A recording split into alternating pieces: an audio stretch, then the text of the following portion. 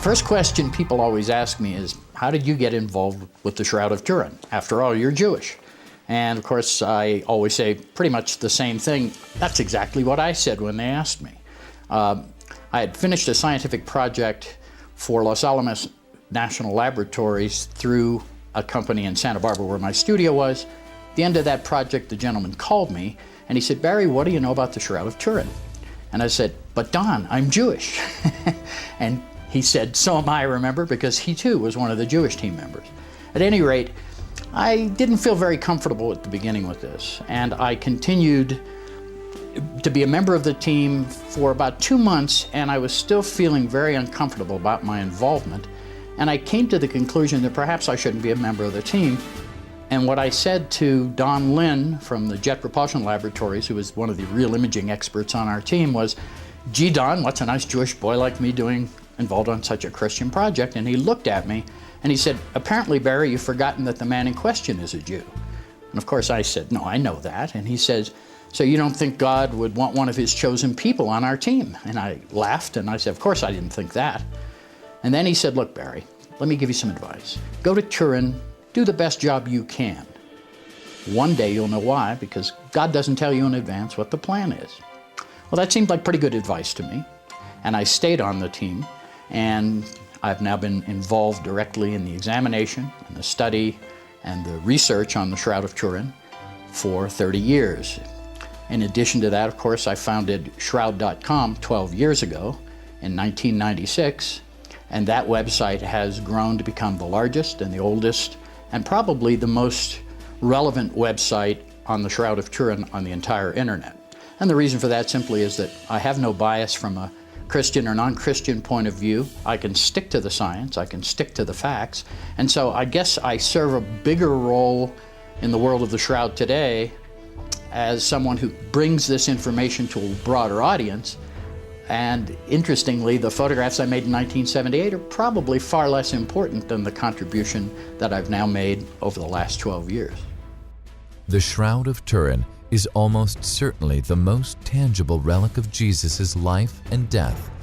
Obviously, the most important thing on the Shroud of Turin is the image of a man, front and back, ventral and dorsal, that appears along the full length of the cloth, with the ventral and dorsal images head to head with an appropriate space between them for the cloth to have been wrapped the way it was.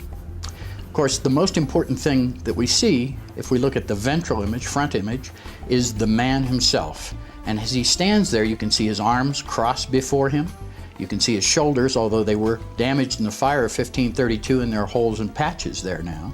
You can then look down the body, see the crossed hands. You can then see the legs, the knees, the thighs, the calves, and even the feet on the ventral image.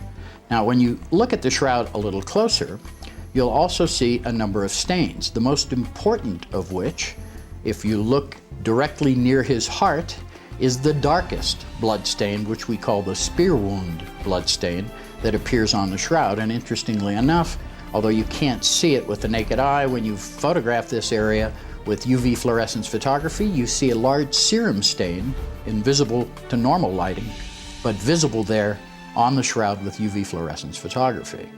Now, as you come down the shroud and look again at the hands, you'll see blood stains near the wrists of the man of the shroud. Now, this would be the crucifixion wound from where the hands were nailed to the cross, and unlike all medieval and Renaissance art, which always depicts the nailing of the hands through the palms themselves, this shows an exit wound further up the wrist and would have been the correct exit wound for the nailing through the wrists, because the Romans did this all the time and they knew very well where to nail the hands so they wouldn't come loose, and in the middle of the palm is not the place to do that, closer to the wrist. So unlike all medieval and Renaissance art, the shroud shows it forensically accurate in the wrist. Now, if you come down and look at the feet, you'll also see at the feet blood stains. Now, there's some argument as to whether both feet were individually nailed or whether one foot was nailed over the other. We cannot tell this from the blood stains on the shroud. So it is impossible for us to make that conclusion, draw that conclusion from the Shroud of Turin. Now, when you look at the back side of the man, the dorsal side of the man, there you see something really amazing.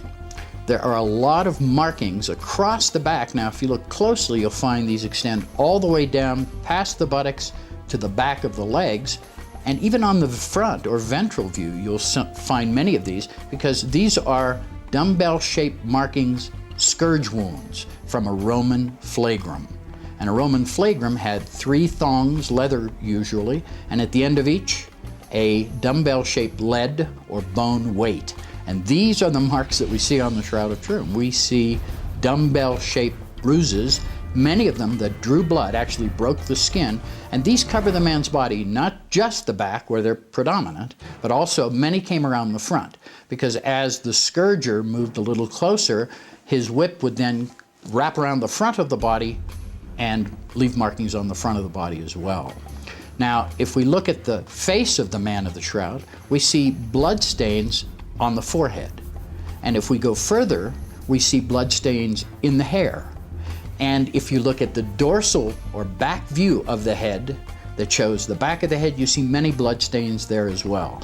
We have stains on the shroud, on the head, as if from a cap or crown of thorns.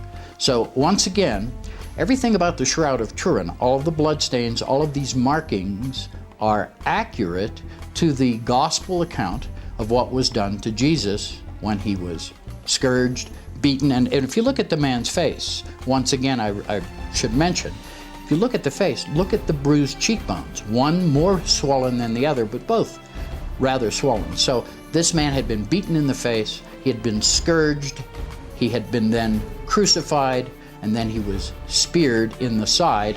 And what we have here is an accurate depiction, forensically accurate, of a crucified man, exactly as the gospel accounts of Jesus.